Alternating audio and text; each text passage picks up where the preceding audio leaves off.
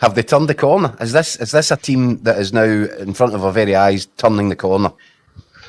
In terms of being able to compete or handle the various challenges you get week to week in the SPFL, yeah, I think you'll see them navigate the bread and butter stuff with certainly more ease than they've been shown at the start of the season. You know, this is a team that had only scored 3 away goals. Yeah. In the entirety of the season. We're coming here today, so I think so. First time they scored 3 away from home in the league since the final day of last season. So yeah, that. But when did they listen? Spurs are, well, Clement just said it in his press conference there. There's a team from another league entirely. Did he mention their budget by chance? There was the financials were mentioned. So yeah, but obviously Celtic again. Celtic have been out of Rangers League for a good while now. So listen, yeah, in terms of the bread and butter stuff, yeah, they should. I think they'll handle that certainly better than they have done. But again, the test comes in. I mean, Thursday it's a free hit. Rangers are pretty much through to certainly the playoff stage in the Europa League. You know, this isn't a game that's really going to define whether they progress or not. The big test is Sunday, because you know, for so many reasons, Rangers have to, for Philippe Clement himself, they have to get a result at Hampden and try and show some sign of fight, show something to the supporters that this isn't a team that's just going to lie down and let Celtic ramp away to another treble to walk off with this trophy record that they're so proud of. So yeah, that's the real test come Sunday. That's the thing, innit, and even if they have just turned the corner, they're walking straight into an oncoming bus. Yeah. In the shape of these 2 games. Yeah. I mean, it's a bit like Hibs at the weekend. You know, you thought they'd had a wee bit of momentum with the results they had, and then you get the worst possible fixture. Just when you're trying to build momentum, you get it going, you get the biggest test to come. So yeah, I mean, it's listen, I still think Celtic are far and away the favourites come next Sunday. But at the very least, Rangers have got the Rangers support. I've got something to cling to, some semblance of hope, because 2, 3, 4 weeks ago there was none of that. Now at least they can go, right, we've got Agamani, we've got Danilo back. Tavernier at long last is looking like the James Tavernier that the fans have all been cheering for the last few years. So you get Raskin in the middle of the park, showing his best form since he come here. John Souttar's been probably Rangers player of the season, been you know just stoic at the back for club and for country. So there's, as I say, there's reason to have some optimism, not loads of optimism, but at least there's some. They look so much better. They look so much better in the final third, don't they? That's where there has been an improvement over the last maybe 10 days, 2 weeks. Definitely. I mean, like, they were so static, they were so stale going forward. Cyril Dessers, for the most part, just standing up there, not really involving himself. And teams, it was just so easy. The Rangers just played in front of teams, and all the opposition had to do was really sit in and, you know, 2 banks of 4 and just refuse to budge, and Rangers couldn't shift them. But now you've got the rotations to do.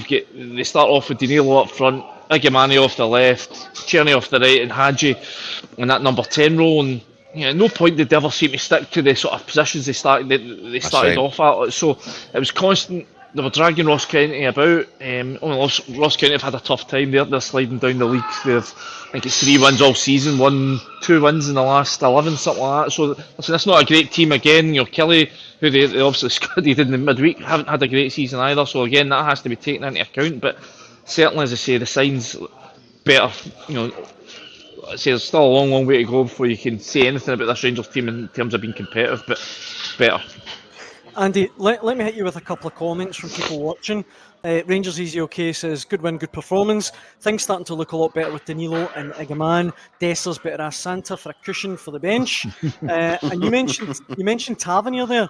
Danny Mulgrew says, I don't care if he's scoring goals again. Tavernier should be dropped for the next 2 games without question. It is a kind of a weird one what he does with Tavernier now, isn't it? I mean, listen, as I say, Spurs are free hit. I'm not sure quite what Philippe Clement will make of that, but I think if he sends out James Tavernier to face Daizen Maeda, and Daizen Maeda does to James Tavernier what he's been doing to him of late, then Philippe Clement's got absolutely nowhere to hide after that. So I think I've said previously, I think I would start Dujon Sterling there, just purely because, if you keep what is the definition of madness? Is just repeating Doing the same thing over and over. Yeah. Yeah. So there you go. So he has to change something in that front because Deezer Maeda has James Tavernier's number. So, but as for Thursday night, I mean, who knows what team Spurs will put out? I think they have been sort of changing it up for Europe. Obviously, their priority is the Premier League. They're obviously in a bit of a difficult position themselves. They're down to 11th ahead of today's game against Chelsea. So, if that goes wrong, Ange Postecoglou could be coming back to Glasgow under a bit of pressure himself. So, there's lots of wee interesting aspects to this game coming up this week. Yeah, the Tavernier one's a real big question, Andy, isn't it? Because I think everybody's been saying it. That there was a period of time that Clement had between the last Old Firm game and the cup final to find a different solution to work it out, and he's not. I think injury hasn't helped with Dujon Sterling, but you're still no way of knowing for sure who's going to play at right back. Do you not think if he's going to play Sterling in the cup final, he has to play Sterling against Spurs to try and get him up to speed, or is it the opposite approach? Well, given Dujon Sterling's injury record, I'm not sure that's somebody you want to try and give 2 games, 4 days. Obviously, he played a couple of weeks back and was decent. He obviously played in Nice. I think most people think of Dujon Sterling as a bit of a destroyer, but he had a hand in both Rangers' first 2 goals over Nice, and I thought he was excellent. So the issue he's had is a blocked nerve. I'm not sure that's something that will play too much of a part in his fitness, his overall fitness. I don't think that'll limit him that way. It's just whether or not he's, in terms of his sharpness, because he hasn't played that much this season. Like that game in Nice was he sort of come into the cold a wee bit. It was a bit strange to see him come in. Obviously, it was sort of forced upon the manager because of the injury to Nana Casemiro. That's basically when he did have 3 options at right back, they're now down to 2.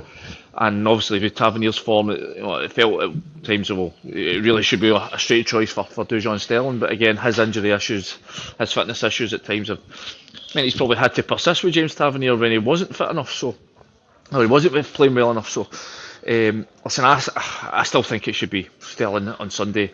Whether or not you risk him against Spurs and he gets a bump, and that means you're going back to Tavernier. When as I say, we've all seen what Deezer Maeda's been doing to him lately. Andy, before we let you go and get a heat, Thomas Grimes says it was a punchline earlier this season, but signing Igaman for 1.8 million is going to turn out as one of the biggest bargains in Scottish football history. It's a bold claim, but he is starting to look good.